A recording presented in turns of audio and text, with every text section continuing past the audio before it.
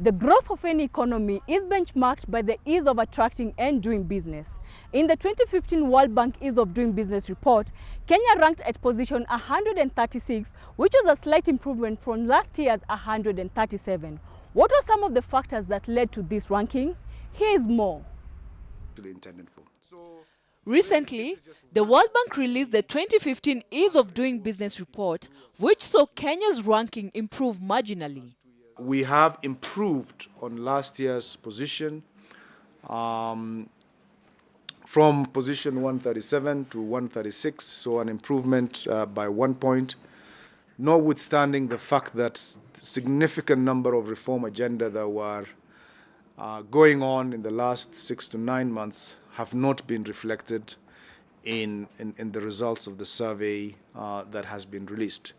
So we are, as government, committed to making sure that we improve the business environment in this country, to make sure that we have our private sector succeed, do well, and continue to grow their businesses. The report analyzes factors that enhance or constrain business activities in global economies, and private sector players say that contrasting it with other indices could be a more holistic barometer of the country's economic environment. When you look at the competitive index, it has many other areas that are not captured by this report.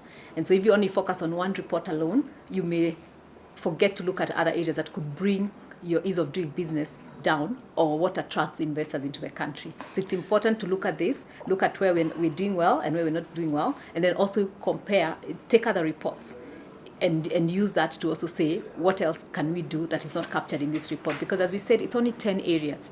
So if we focus on only those 10 areas and not do anything else, we may lose in some aspects that we're already competitive in. The issues of construction permits and issues of registering properties are all things that are currently under some significant transformation, and some much faster than others in terms of improvements.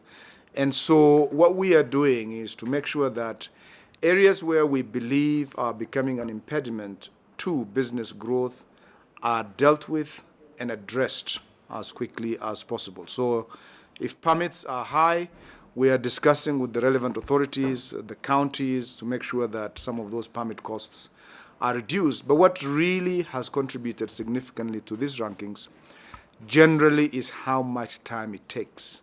In collaboration with the private sector, the Kenya government is in motion to further improve the country's economic landscape.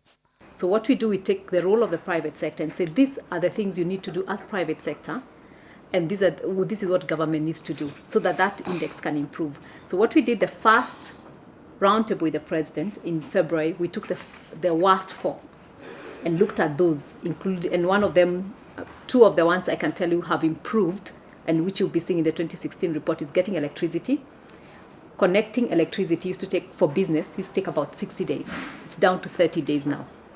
And then the issue of paying taxes was the other cumbersome area because of all the paperwork. Now with the iTax, that has changed. Also, with the rebasing of Kenya's economy to a lower middle-income country and multinationals setting shop in the country, there is a generous dose of bullish sentiment. We're also very excited, and we can't wait for the full implementation of the upgrading of the UN offices in Nairobi. It means 197 new ambassadors will be representing their countries, will be coming to the country. That means a lot of foreign exchange. That means a lot of landlords getting land. That means our supermarkets and selling more. And this is the level of activity. The coming in of companies like General Electric, IBM, and all the others, about 30, relocating their headquarters to Nairobi means huge economic activities coming to Nairobi.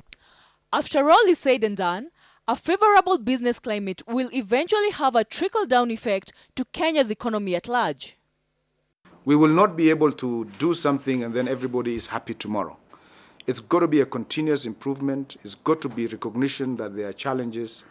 And setting up a dedicated team to deal with these kind of issues is in itself a demonstration of commitment to improve on a lot of this. Local investors will benefit, foreign investors will benefit, the local Muthinji will benefit as much as possible.